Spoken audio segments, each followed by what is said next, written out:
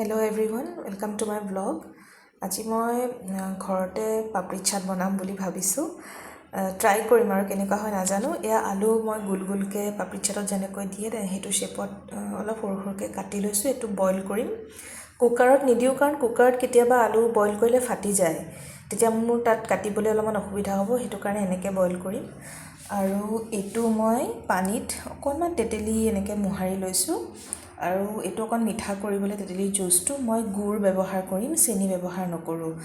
আৰু আলুটো বইল কৰি লওঁ, তাৰপিছত কেনেকুৱা হয় দেখুৱাই থাকিম, চাই থাকিব মোৰ চেনেলটো।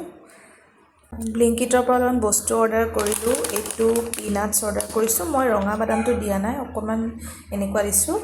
এইটো পাপৰি, কাৰণ এইকেইটা বস্তুটো ঘৰত বনাব নোৱাৰি, নাথাকে। এইটো এটা দৈ চিম্পল, আৰু এইটো যিটো চেভ দিয়ে সৰু সৰু ভুজিয়াটো পাপৰি, সেইটো। আৰু বাছ বস্তুখিনি মোৰ আহি গ'ল। আলু সিজিলে মই বনোৱা ষ্টাৰ্ট কৰিম। এয়া মই গোটেই বস্তুখিনি ৰেডি কৰি লৈছোঁ। এইটো সিজোৱা আলুটো কাটি লৈছোঁ ধুনীয়াকৈ। এইটো পাপৰিটো মই কিনিছোঁ। এইটো তাত ওপৰত দিয়া যোনটো চেভ বা ভুজিয়া বুলি ক'ব পাৰি সেইটো। এইটো অকণমান জিৰা গুড়ি, এইটো গৰম মছলা, ইয়াতে অকণমান ডালিমৰ গুটি আছে। আৰু এইটো মই ৰেডি কৰি লোৱা যোনটো তেতেলীৰ জুচটো, সেইটো পানীত ভিজাই অকণমান মোহাৰি লৈছিলোঁ। তাৰপিছত অকণমান গুড় মই কেৰাহীত দি অকণমান গলাই তাত তেতেলী জুচখিনি দি অকণমান লৰাই দিছোঁ। জাষ্ট 3-4 মিনিটমানত হৈ যায় এইটো। আৰু এইটো মই লৈছোঁ দৈ। এতিয়া মই এইটো বনাই যাম ধুনীয়াকৈ। ইয়াতে আলু কেইপিচ দি যাম এফালৰ পৰা।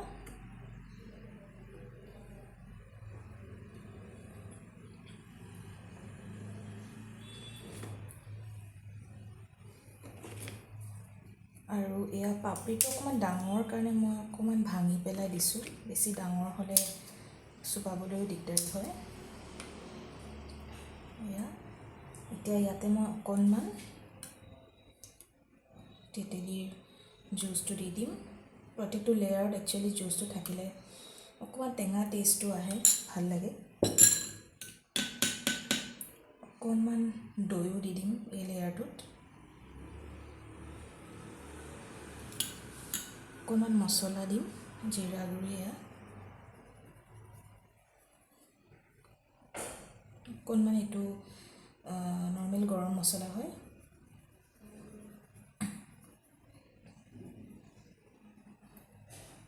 তাৰপিছত মই পাপৰিটো অকণমান ক্ৰাছ কৰি অকণমান গুড়িবিলাক ইয়াতে এনেকৈ দি দিম।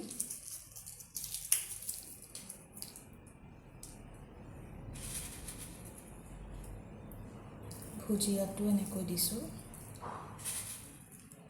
নিজৰ হিচাপ অনুযায়ী দিব পাৰে, যিটো বস্তু বেছিকৈ খাই ভাল পায় সেইটো অকণমান বেছিকৈ দিব পাৰে। আকৌ সৰু সৰু আলু দুটুকুৰমান এনেকৈ ভাঙি দিছোঁ।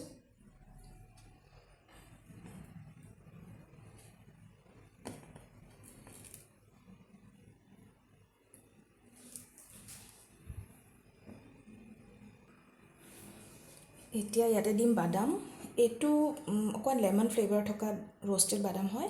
মোৰ নৰ্মেল ৰঙা বাদামটো ঘৰত নাই, সেইকাৰণে যিটো আছে সেইটোকে মই ব্যৱহাৰ কৰিম।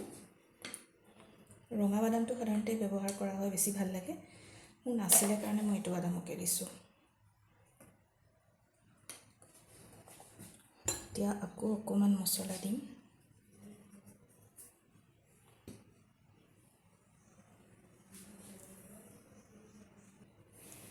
নিমখ দিছোঁ, মই ব্লেক চল্ট ব্যৱহাৰ কৰিছোঁ। কোনোবাই যদি ইচ্ছা কৰে আমাৰ সাধাৰণতে ঘৰত ব্যৱহাৰ কৰা নৰ্মেল নিমখটো ইচ্ছা কৰিলে ব্যৱহাৰ কৰিব পাৰে।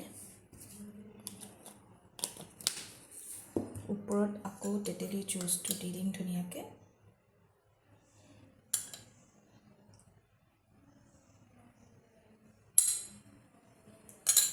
আৰু ওপৰত এতিয়া মই কেইটামান ডালিমৰ গুটি দি ধুনীয়াকৈ এনেকৈ গাৰ্নিচিং কৰি দিম। এইটো অপশ্যনেল হয়, কিছুমান ডালিমৰ গুটি দিয়ে, নিদিলেও হৈ যায়। অকণমান ভুজিয়া এয়া দি দিলোঁ। এয়া চাওক, একদম ধুনীয়া হেল্ডি, একদম ঘৰত বনোৱা পাপৰি চাট হয়। মই পাপৰিটো খালি কিনিছোঁ আৰু বাকী তেনেকৈ একো বস্তু মই কিনি অনা নাই। দৈটো কিনি আনিছোঁ, বাকী চব ঘৰত থকা বস্তুৰে বনাইছোঁ। তো বনাই খাব পাৰে আৰু যদি মোৰ চেনেলটো চাই ভাল লাগিছে তেন্তে চাই থাকিব আৰু প্লিজ লাইক শ্বেয়াৰ আৰু ছাবস্ক্ৰাইব কৰি দিব ধন্যবাদ আৰু শুভৰাত্ৰি